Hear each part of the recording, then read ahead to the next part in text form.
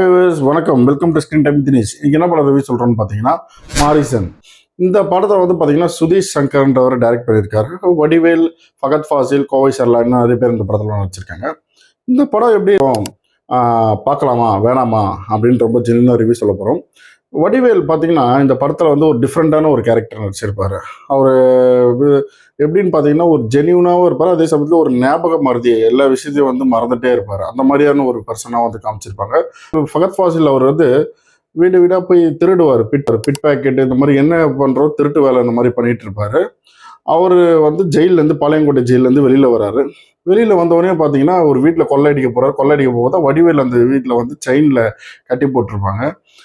இந்த மாதிரி பையன் தான், நான் வெளியில் போயிடுவேன், அதனால ஞாபகம் மறதினால அடிக்கடி வெளியில் போயிடுவேன், என்னை கட்டி போட்டு வச்சுக்கோங்க, நீ இங்கேருந்து என்னை வெளியில் கூட்டிகிட்டு போனால் அவங்களுக்கு நான் பணம் தரேன் அப்படின்னோடனே அங்கேருந்து இது பண்ணிக்கிட்டு பணத்தை 25,000 பணம் வாங்குவார். அப்புறம் ஏடிஎம்மில் அவரோட பேலன்ஸ் பார்த்தா 25 லட்சம் வரைக்கும் இருக்கும். அந்த அமௌண்ட் எப்படியாவது ஃபுல்லாக அவர்கிட்ட வாங்கன்னு சொல்லி வடிவேலையே சுற்றி வருவார். வடிவேல், நான் வந்து என் ஃப்ரெண்டு வீடு இருக்குது, நான் திருவண்ணாமலை போயிடுறேன், என்னை வந்து விட்டுருப்பா அப்படின்னுவார். இல்லைன்னு சொல்லி நானே பைக்கில் கூட்டிகிட்டு போகிறேன்னு சொல்லி ஒரு பைக் ஜேர்னி, ஒரு பைக் ட்ராவல் ட்ரிப்பு மாதிரி ஒரு போகிறாங்க. திருவண்ணாமலைக்கு போகிறோன்னுவார். நடுவில் அவர் நிறைய ஞாபக மறதியெல்லாம் வந்துகிட்டே இருக்கும். அப்புறம் என் பொண்ணு வீடு பாலக்காடில் இருக்குது, பாலக்காடு போடணுவார். நிறைய விஷயத்த மறந்துகிட்டே இருப்பாங்க. அங்கே ரூம் போடுவாங்க, ஸ்டே பண்ணுவாங்க. இப்படியே போயிட்டே இருக்கும். ஃபர்ஸ்ட் ஆஃப் இந்த மாதிரி தான் இருக்கும். சரி, ஸ்டோரி என்னடா இப்படியே தான் படம் போயிட்டே இருக்கு. இதில் ஒரு கதை என்னன்னு பார்த்தீங்கன்னா, ஒரு இன்டர்வல் பிளாக்ல ஒரு நல்ல ஒரு ட்விஸ்ட் இருக்கும். சரியாம செம்ம ஒரு ட்விஸ்ட் இருக்கும். அந்த இன்டர்வல் பிளாக்ல என்ன சொல்லுவாங்கன்னா, பாம்பு தான் எலியை தேடி போவோம், எலி பாம்பு கிட்ட வந்து மாட்டுச்சு அப்படின்ற மாதிரி சொல்லி இன்டர்வல் முடிப்பாங்க. இதுலேருந்தே தெரியும் ஃபகத் ஃபாசில் வந்து வடிவேல் கிட்ட மாட்டா. அப்போ வடிவேல் யாரு? நிஜமாலே அவருக்கு வந்து அந்த மாதிரி இப்போ ஒரு பேஷண்டா, ஞாபகம் மறந்துட்டு இருக்கா, இல்லை அவர் வந்து என்ன ஒரு அக்யூஸ்டா அப்படின்ற மாதிரி போவோம். இது வந்து ஆக்சுவலி கிரைம் த்ரில்லர் மூவி. இது வந்து நிறைய பேருக்கு வந்து ஏதோ வடிவேல் ஏதோ போயிட்டே இருக்காரு, வடிவேலுக்கும் ஃபகத் ஃபாசிலுக்கும் இல்லை ஒரு கதை, ஏதோ ஒரு ட்ராமா ஸ்டோரி மாதிரி இருக்கும்னு நினைப்பீங்க. அப்படி கிடையாது. இது ஒரு பக்கா ஒரு கிரைம் த்ரில்லர் ஸ்டோரி. ஒரு கிரைம் நடந்துகிட்டே இருக்கும். செகண்ட் ஹாஃப்லேருந்து தான் உங்களுக்கு வந்து ஸ்டோரியை ஸ்டார்ட் பண்ணும். அது வடிவேலுக்கு ஒரு ஃப்ளாஷ்பேக் இருக்கும், ஒரு சூப்பரான ஒரு ஃப்ளாஷ்பேக் இருக்கும். வடிவேல் எதுக்கு வந்து ஃபகத் ஃபாசில் கூட வந்து ட்ராவல் ஆகுறாரு, இப்போ எதுக்கு போகிறாரு, அவர் என்ன பண்ணுறாரு, அவர் இந்த படத்தில் அவரோட கேரக்டர் தான் என்ன அப்படின்றது நீங்கள் படம் பார்க்கும்போது தெரியும். அந்த அளவுக்கு செகண்ட் ஹாஃப் வந்து நல்ல ஒரு சஸ்பென்ஸ் இருக்கும், நல்ல ஒரு த்ரில்லிங் இருக்கும், நல்ல ஒரு சூப்பராகவே இருக்கும். ஃபகத் ஃபாசில் வந்து வடிவேல் கிட்ட மாட்டினாரா, இல்லை வடிவேல் வந்து ஃபகத் ஃபாசில் கிட்ட மாட்டினாரான்ற மாதிரி உங்களுக்கு ஒரு டர்னிங் பாயிண்ட் ஃபர்ஸ்ட் ஆஃப் இன்டர்வல்லே வந்து ஒரு டர்னிங் பாயிண்ட் கிடைக்கும்.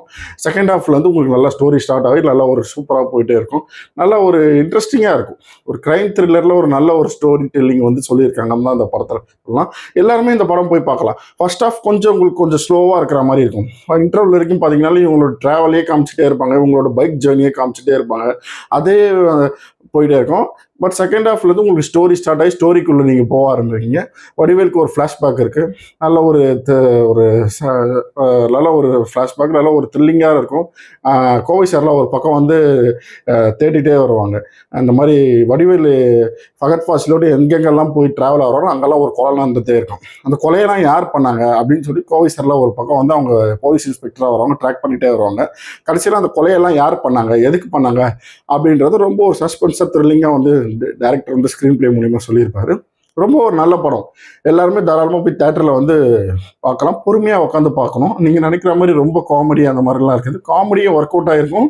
நல்ல ஃபகத் ஃபாசிலும் வந்து நல்ல காமெடியும் வந்து பண்ணியிருப்பாரு. அதே சமயத்தில் ஒரு ஸ்டோரி, ஒரு நல்ல கிளைமேக்ஸில் வந்து நல்ல ஒரு சூப்பர் மெசேஜ் வந்து நல்லா ஒரு டெலிவரி பண்ணியிருப்பாரு. வடிவேல் ஆக்டிங் வந்து இந்த படத்தில் ரொம்ப ஜெனியூனாக இருக்கும். ரொம்ப ஒரு ஒரிஜினல் பக்கா ஒரு ஜென்யூனான கேரக்டராக வந்து வடிவேல வந்து ஆக்ட் பண்ணியிருப்பாரு. சூப்பராக இருக்கும். ஃபகத் ஃபாசிலுக்கும் வந்து ஃபகத் ஃபாசிலே ஒரு புது விதமான ஒரு கேரக்டர் இந்த படத்தில் பார்ப்பீங்க. ஓவராலாக எல்லா ஆடியன்ஸும் போய் தேட்டரில் என்ஜாய் பண்ணி பார்க்கக்கூடிய ஒரு படம் தான். இந்த படத்தோட ரேட்டிங் நம்ம சேனலில் என்னன்னு பார்த்தீங்கன்னா 3.5 out of 5. மறக்காமல் வீடியோ பிடிச்சிருந்தா லைக் பண்ணுங்கள், ஷேர் பண்ணுங்கள், சப்ஸ்கிரைப் பண்ணுங்கள். தேங்க்யூ.